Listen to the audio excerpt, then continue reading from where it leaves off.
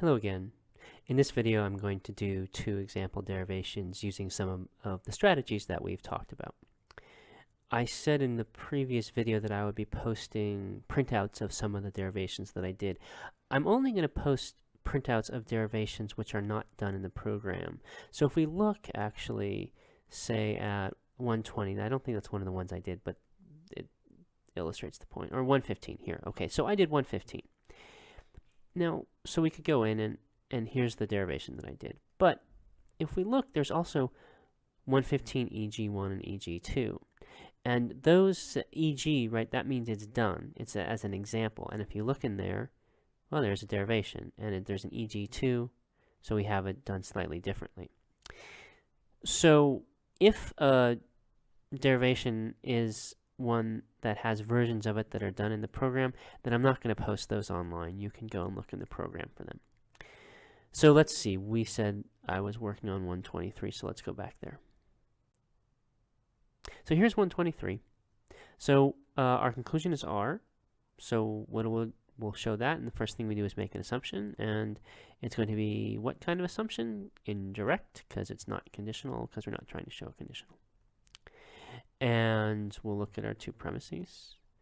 Well, the only premise that's a conditional is line 3. We don't have its antecedent, but we do have the negation of its consequent at line 2, so we can say 2, 3 modus tollens. Now we have not R, if P then Q, then R, not P, and not if P then Q. Well, we've used 3.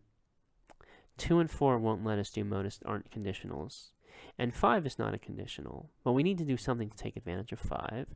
So if we think about what are our subderivation strategies, if we right-click in here, actually, look, there they all are. There's show conclusion, show consequent, show ant, show a neg, show neg cons. They're all there. And which one do we want to do? Well, not show conclusion, we've already done that. Not show consequent, because we're not trying to show a conditional. Show antecedent? No, because there's no conditional that has, we don't have any unused conditionals. How about show a neg? Aha, yes, this is what we want to do, because 5 is the negation of a conditional, and so we want to do show a neg of 9, 5.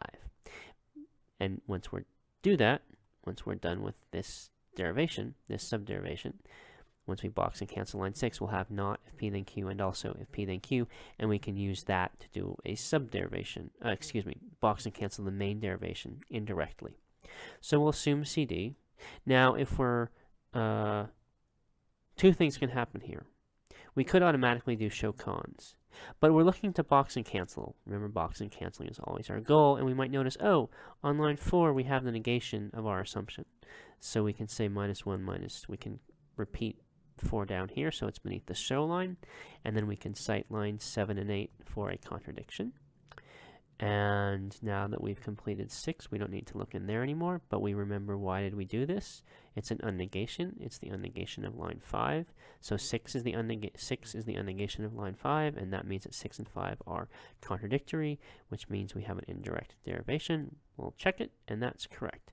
So this is really an unnegation strategy, and it also takes advantage of the fact that if the antecedent, so when we're trying to show a conditional, we can assume the antecedent, but then if we have the negation of the antecedent, we have what we need for an indirect derivation. And that is, so in general, whenever we have the negation of something, we can get the conditional that has that as its antecedent. And note, by the way, here that this is a mixed derivation. We assume CD, get P, and then we do ID with the contradiction between lines 7 and 8. So that's problem 123. Let's take a look at another problem. We're going to look at 127. That's why that's not. Oh boy, my typing is not doing very well. There we go. Let's see, is this an EG? Yes. Okay, so we're going to show the conclusion. So we want to make an assumption. The conclusion is negation of if P then not R. Well, that's, can we make a conditional assumption? No, because the show line is not a conditional. The show line is the negation of a conditional. So we're not trying to show that if P then R, we're trying to show that if P then R is not R is false. So we're not going to be able to argue from the antecedent to the consequent. We're not going to be able to argue from P to not R. We're showing that precisely you cannot do that. So instead we'll make an indirect assumption, and we might as well go with this one. Now we'll bring in premise 1 and premise 2. So, oh boy, we're stuck, right? There are no inference rule applications we can make. 2 is a conditional, but we don't have its antecedent, and we don't have the negation of its consequent. And 3 and 4 are negated conditionals, and we can't do anything with those either. So, we need to do a subderivation. Now, show conc and show conc, no, because we're trying to show the conclusion. Show consequent, well, we have a conditional on line 2, so why don't we show its consequent? Well, because we're not trying to show the conditional on line 2. We already have the conditional. We do show consequent. We're trying to show a conditional in order to box and cancel the conditional. But we already have the conditional, so we're not going to do show consequent. Show antecedent? Well, we could do show antecedent with the conditional on line 2, and we could, for P. But we could also do show on negation with line 3 or 4. So what should we do? Should we do show ant of 2? Or, oh, I didn't think it would do that. Let's not, I don't want to stick that in right now. Well, sure, let's not. We could do that.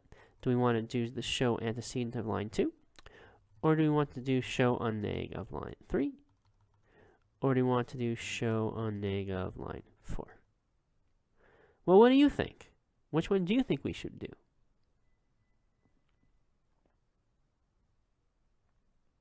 So I think we should do one of these two.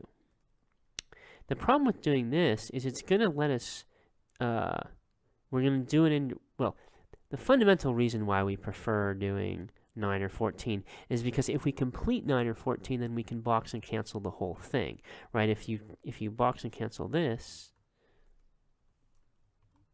let's see, if we box and cancel line 9, then we have an indirect derivation of the main derivations, with lines 3 and 9, because 9 is the unnegation of line 3. So 9 and 14 are better subderivations because if we can complete them, we're done with the whole derivation. Whereas line 5, if we complete line 5,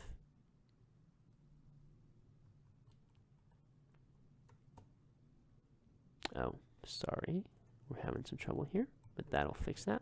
If we complete line 5, we can do modus ponens with line 2 and 5, but that doesn't complete that doesn't complete the main derivation. We'll get not r, and maybe we can do something with not r, but it doesn't complete the main derivation. So show unnegation is a better subderivation than show ant.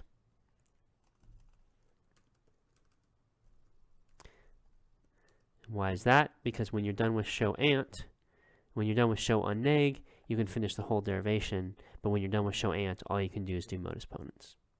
So let's do show unnegation of line 3. Okay, so we'll say assume CD. It's not obvious we can't immediately finish this derivation with a not P, so we'll go ahead and do show the consequent, and we'll make an indirect assumption. Now, we want to see, can we use any of the new stuff? We got P and not Q. Can we use either of those? And the answer is yes, we can use P with line 2. So we can say 2, 6 modus ponens. Now we have not Q and we have not R. So we've used line 2. We're effectively using line 3 because we're doing a subderivation with it, based on it. So when we're done with a subderivation, then at that point we'll use line 3. So we don't need to worry about line 3 anymore. We know what we're going to do with it once we can. That leaves us with line 4. So can we do anything with line 4? Well, line 4 is another negated conditional. So we can't do modus ponens or modus tollens. And so we need to do something else. And we need to do another show on negation. And what are we going to do? Well, we can say assume CD. And if we're paying attention, we notice that we have not R on line 9. Then we can repeat that for an indirect derivation. So that's good. We got if R then Q very easily because we had not R, the negation of the antecedent. So now, why did we do line 10? Because it's the unnegation of line 4, so we'll say 10 for ID. Oh, this is not going to work because, well, we want to do we want to use line 10, and we also want to use line 4, and if it's unnegation, we want to do an indirect derivation because 4 is the unnegation of 10, and so 4 and 10 contradict each other. The problem is that 4 is not within the current subderivation, so we'll repeat it first, and then we'll do 10, 14 indirect derivation. That gives us Q, which, why did we do Q? Because it's a consequent. It's a consequent of a conditional we're trying to show. So if we can cite it for conditional derivation, right? Because here we have Q, and it's the consequent of the thing we were trying to show when we started the subderivation. So conditional derivation. And now we can look at line 5. Why do we do line 5? I don't know. That was hours ago. I can't remember. But oh, look over here. It tells me it's an unnegation. So I know 5 is related to line 3 by unnegation. So they're contradictory. And so indirect derivation. So that's a uniform derivation. So let's open that up again. And one thing I'd like to point out in doing this is that note that we ended up doing both of the show unnegations, but we didn't do the show antecedent that we were thinking about doing in the very beginning. When we were back here, we were thinking, should we do show antecedent of line 2 or negation of line 3 or negation of line 4? And I said, well, let's not do the show antecedent. Note, why did we end up not having to do that?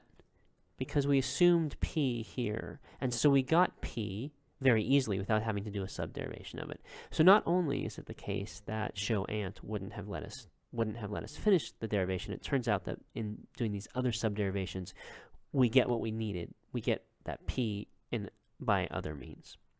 So this is another illustration of our derivation strategies. So I hope these have been helpful, and happy deriving.